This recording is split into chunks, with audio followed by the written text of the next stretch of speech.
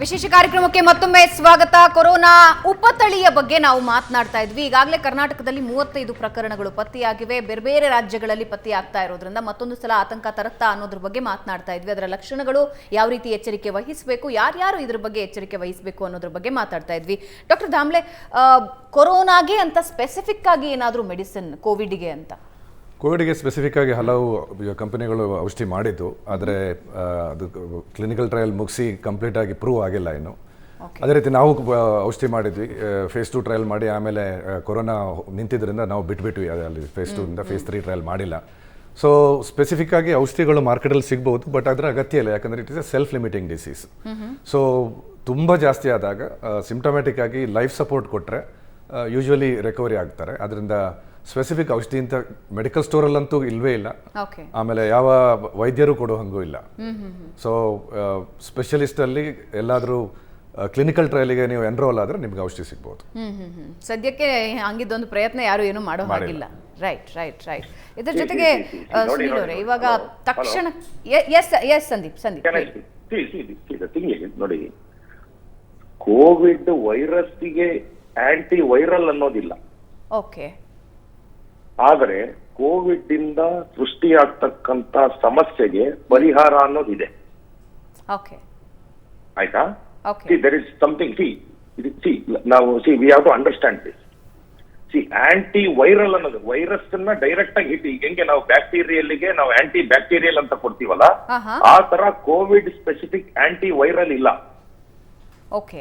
ಆದರೆ ಕೋವಿಡ್ ಇಂದ ಸೃಷ್ಟಿ ಆಗ್ತಕ್ಕಂತ ಸಮಸ್ಯೆಗಳೇನಿದಾವಲ್ಲ, after certain period, maybe 5 days 6 days 7 days ಆದ ನಂತರವೇ ಅವರಲ್ಲಿ ಸಮಸ್ಯೆಗಳು ಸೃಷ್ಟಿ ಆಗೋದು.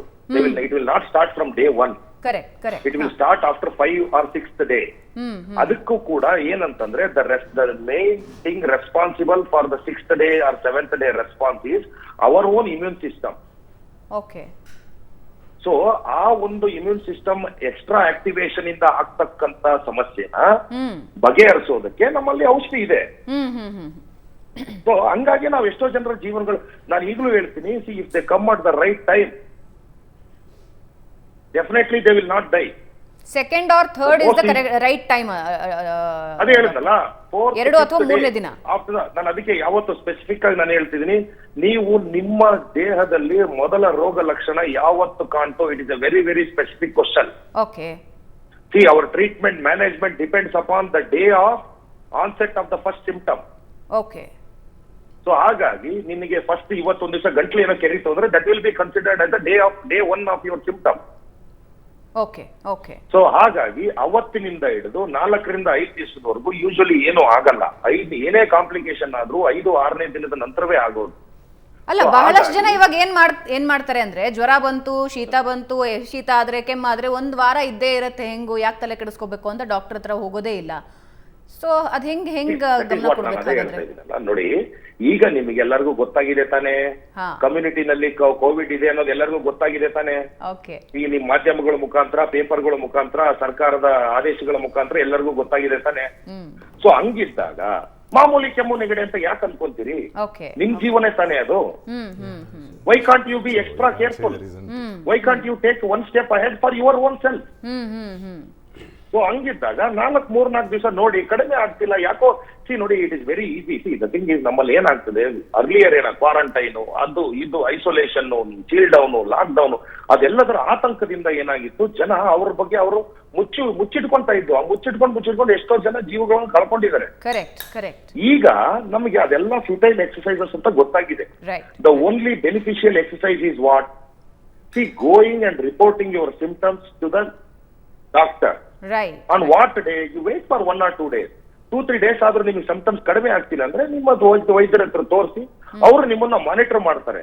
ಮಾನಿಟರ್ ಮಾಡಿ ನಿಮ್ಮಲ್ಲಿ ಏನಾದ್ರೂ ಏರುಪೇರು ಆಗ್ತಿದೆ ಅಂತ ಗೊತ್ತಾದ ತಕ್ಷಣ ಇಮಿಡಿಯೇಟ್ಲಿ ಆಕ್ಷನ್ ತಗೊಳ್ತಾರೆ. ರೈಟ್. ವಾಪಸ್ ಬರ್ತೀನಿ ಸಂದೀಪ್ ಅವರೇ, ಮಾತಾಡ್ತೀನಿ.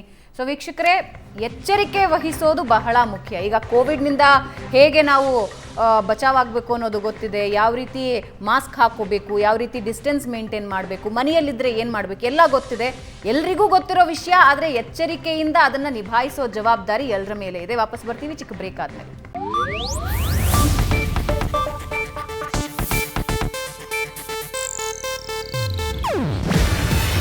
ಇದು ಏಷ್ಯಾನೆಟ್ ನ್ಯೂಸ್ ನೆಟ್ವರ್ಕ್ ಪ್ರಸ್ತುತಿ. ನೀವು ನೋಡ್ತಿದ್ದೀರಾ ಏಷ್ಯಾನೆಟ್ ಸುವರ್ಣ ನ್ಯೂಸ್.